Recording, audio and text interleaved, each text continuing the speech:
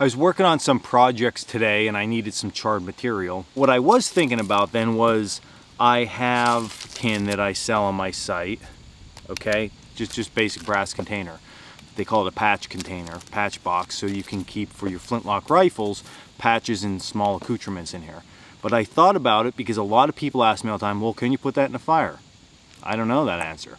So I did a little bit of research. Basic guidelines. So a basic campfire is about 1,250 degrees. Brass melts at approximately 1,650 degrees. If you do the math, we have 400 degrees in there that we can play with.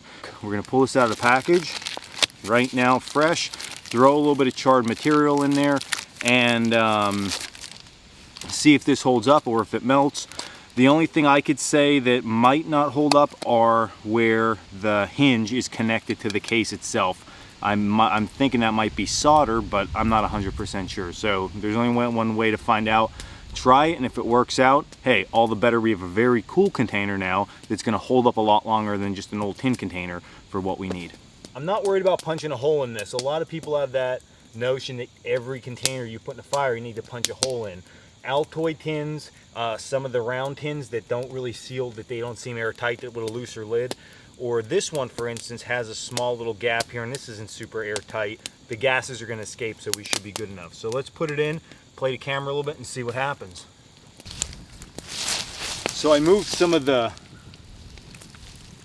fire away from this just to see what's going on, and it seems as if it's holding up really well. So we're just going to keep that in here. I'm going to let this fire die down. I would say that majority of people that are going to char something, this is an average fire, okay? It's nothing over the top crazy. So it seems to be holding up really well now. I'm going to let this die down. That'll give this about 15 minutes worth of exposure to a wood fire temperature. Let it cool down, see if the char worked, and see how the container hold it up. So at this point, our fire has really died down. Our tin is totally intact. What I'm going to do is I'm going to just set it up here off to the side, let it cool down, because of course if we open it up, triangle of fire, heat, fuel, we're adding oxygen, it's going to ignite. So we need to let that cool down. Just let that sit there a little bit and we'll check it out.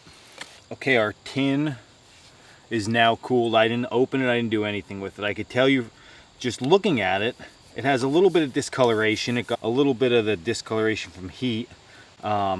What I can say is that the latch that holds that in place seemed to shrink a little bit, but that isn't a problem. I could just bend that back out, open it up, inside's fine, bottom of the case is fine. So this is definitely a thumbs up for me that you can char in these brass containers. The cool thing with this is that they're very traditional looking. So I love nice looking gear. When we come out, we want to relax, enjoy ourselves, and we want to have cool gear. So this is definitely a cool item. I guess the big thing here though, besides the case, is everything else held up fine.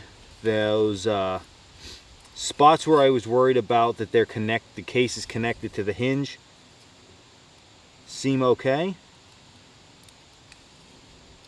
So everything's good. Does this char work? I guess we always got to test our char, of course.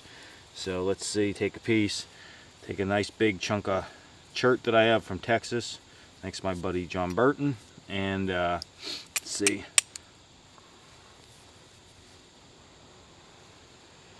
Fine, so we got good char. So this is definitely going to be a go-to for me now. I can keep this in my kit and not worry too much about